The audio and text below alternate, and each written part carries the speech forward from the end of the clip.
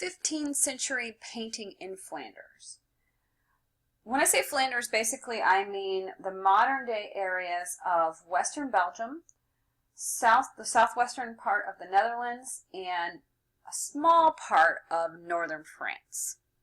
So Flanders in the 15th century was largely self-governing and also largely independent of landed nobility.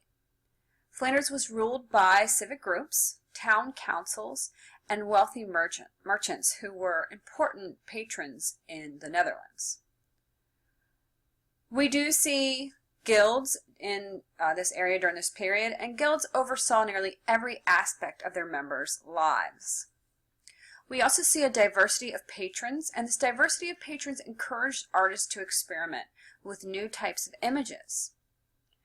15th century Flemish art became very influential throughout Europe, including in Italy. But by the end of the 15th century, that dominance of the Flemish painting style is going to be replaced by developments in Italy. Flemish artists are known for illuminated manuscripts, tapestry, and stained glass, and they perfected the technique of painting with oil medium rather than tempera that was used by the Italians. Oil paint is actually more flexible. You have more flexibility with it. It's slower to dry, so that means that you can kind of change it as you work. It has a wonderful luminous quality. Now, oil paint is applied in thin glazes, and this produces that luminous effect that enables artists to capture really rich colors and subtle changes in texture and surfaces. Like manuscript painting, panel painting, and when I say panel painting, I mean oil on wood panel, provided a window into a scene.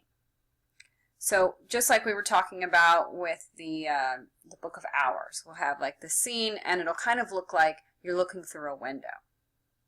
So the scenes are rendered with attention to individual features of people, objects, or the natural world. And a lot of the objects are laden with symbolic meaning. Now, when we talk about symbolic meaning, you'll watch a video that talks about this painting. And they will talk about how each of the vessels, like the lilies, represent Mary's virginity. The empty pot over here represents Mary as a vessel. And there's been a lot of talk about how symbols and iconography are like these hidden images within a painting. But they're actually not hidden. Today, we might have to figure out what they mean, because if we look at a pot, we probably automatically don't think of the Virgin Mary as a vessel. We probably think of, hey, there's a vessel. But during the time that this was produced, the people who were looking at this image and the people who were producing images like this one would have known what these symbols meant. So it's not so much hidden imagery, it's just that we don't have the same knowledge that they do. So after we do some research, we can usually figure out what it means. So I've actually posted a video about this one, so you can go and watch that. What we're going to talk about today is Jan van Eyck, and he was contemporary with Campton. He uses oil glazes on wood panel. That's kind of what he's known for. He was born in northeastern modern-day Belgium. We don't really know a lot about him. We think he was born around 1390. We know that he worked as a painter for a bishop in the area. And then in 1425, he began to work for Philip the Good, who was the Duke of Burgundy that we mentioned in one of our previous lectures. So he becomes a court artist. He was loved and admired by Philip the Good as an artist with impeccable taste and abilities in art and science. And when we say science, what we mean here is the study of nature. He worked for Philip for 11 years, and at the same time that he's working for Philip, he is still doing work for other wealthy Italian residents in the Netherlands. And because of this, his fame spreads to Italy. He also gets a chance to travel a lot. He goes on diplomatic missions for Philip to Spain, Portugal, England, and maybe Prague as well. His influence extends through Burgundy, France, Spain, Portugal, and eventually Italy. Vasari, who we talk about a lot, he's that guy who writes about all the artists, he later credits Jan van Eyck with the invention of oil painting. This is actually not true. He's not the inventor. Oil painting was known for centuries, and medieval painters used it to decorate stone, metal, plaster walls, things like that. But probably why Vasari said that is because Jan van Eyck is known for perfecting the medium. He built up his images with thin, transparent oil layers. And he used a technique that created a precise, objective description of what he saw with tiny, carefully applied brushstrokes. These brushstrokes were so well blended that they are only visible at close range. So very detailed. We know that his travels did influence his work, and one of the things that he got to see is he got to see originals instead of copies. So instead of like imported copies or sketches of the original, he actually got to go see like Romanesque cathedrals or Gothic cathedrals. And that's evident in this image where we have this very Romanesque looking arcade. And so again, he's not like making a copy of a copy. Instead, he has literally seen these Romanesque type buildings, and he is depicting them here in his art. Now, his aim for his art was not to create a representation. His aim was at reconstruction. He wanted to reconstruct what he saw in nature. And his art was considered to have a harmony parallel to nature. That was kind of one of his goals. This is Jan van Eyck's Annunciation, and it was created in 1434 to 1436. The original was on oil on wood panel, and then it was transferred to oil on canvas. It's about 3 feet tall, and it's a bit over a foot wide. Now, this one is not in your book. It used to be, but they took it out. But the reason I bring it in is because it is today in the National Gallery in DC. And so we live close enough that maybe you'll get to go see it one day. So I'm going to talk about it because you might have the opportunity to go see it.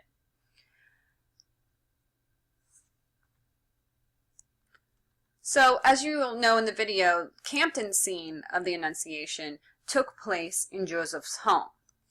But according to medieval legend, Mary was a studious girl, and at the time of the Annunciation, she was studying in part of the temple.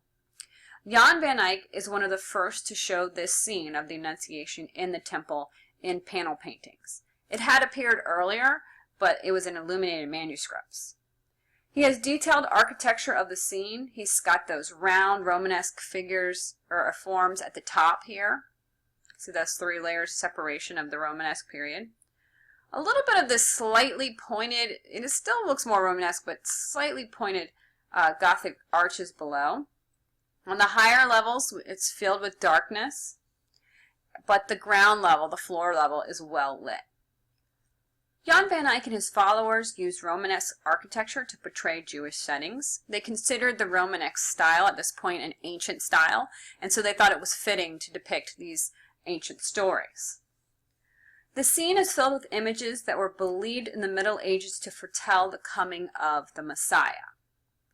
So here are some close-ups of the floor tiles. Here we have David slaying Goliath. There's David, there's Goliath. And up here we have Samson pulling down the temple of the Philistines. And we have some other scenes as well. This is just such interesting detail because, like, okay, so here it's of course going to be smaller in the big image, and this is just how I've zoomed in. And look at the detail. I mean, it really looks like it could be a floor tile. It even looks like slightly embossed here. I think that's really interesting.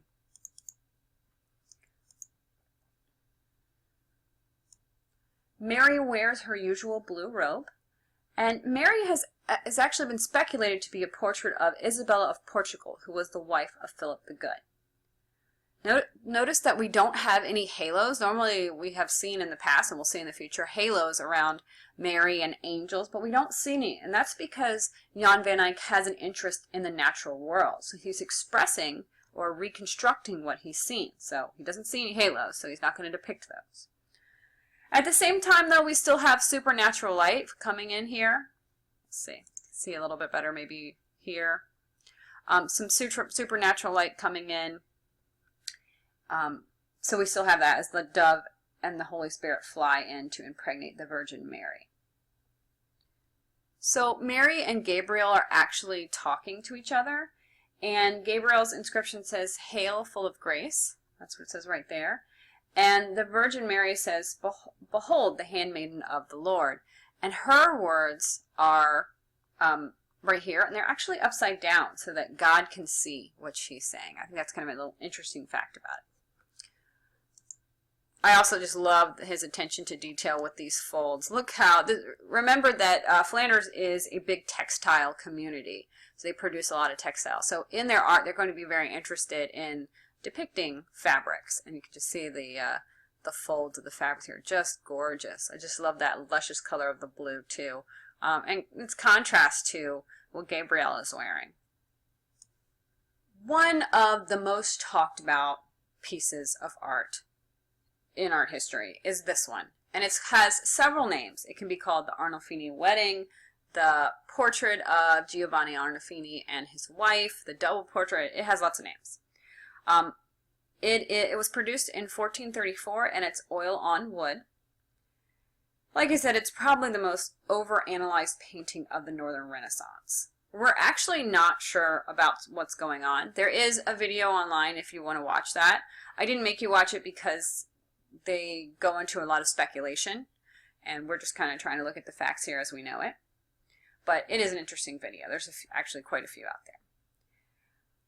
This could be depicting a wedding or a betrothal. We actually think it's probably not a wedding. People seem to lean more towards betrothal, or just maybe a historical document. One of the things that we know about this image is that in the background, so we're looking right here, and then here is an up close. And look, I just love this because, you know, this painting, it is it's less than 3 feet by about 2 feet. But still, even when we blow it up and look at this one part, everything still looks really clear. So there's an inscription on the back of the wall, and normally you would just sign the painting, your name, during this time. You just sign it. But here, Jan van Eyck made this, and he puts the date as if it is a document. He actually doesn't know Latin. As if it is a document, as if he is witnessing the scene. So that's one reason why people have speculated that it's either a wedding or a betrothal, is because he put the date and he said that he made it. So the artist really didn't put the date very often in these images at this time. Now, who are these people? Who are we looking at? We're looking at Giovanni, we think. Giovanni, who was an Italian merchant. We do know that whoever it is, it's an Italian merchant, and that is from the Arnolfini family. We think it's Giovanni. And he and his family lived in Flanders. Now, he's holding the hand of a woman thought to be his wife, Giovanna Samana. She is from Flanders, we think. He holds her hand and he raises his right hand before 2 witnesses. So how do we know that there's 2 witnesses? If you look very closely in this image, this is the mirror in the background. Okay, so we see the backs of Giovanni and his wife, or whoever, and then we see 2 people. If you look really closely right there, you can see them in the mirror. One man is wearing a red turban, this guy right here, and the other one is depicted in blue. So the red turban we actually think might be Jan van Eyck himself, and they based that on a portrait of Jan van Eyck. So in the 15th century, marriage was rarely a religious ceremony. Instead, the couples would sign a legal contract before 2 witnesses. So that's one of the reasons it's been suggested that this is a wedding. After they sign the documents, and the bride's dowry is paid and the gifts are exchanged. But the inscription says that this was painted in 1434. The records show that Arnolfinis were not married until 1447, which is 6 years after Jan van Eyck's death. So this is one of the reasons that we have problems interpreting this particular image. Now, if you want to talk about symbols, this is your guy. Jan van Eyck loads his images with lots of different symbols, and we'll talk about that in the next lecture.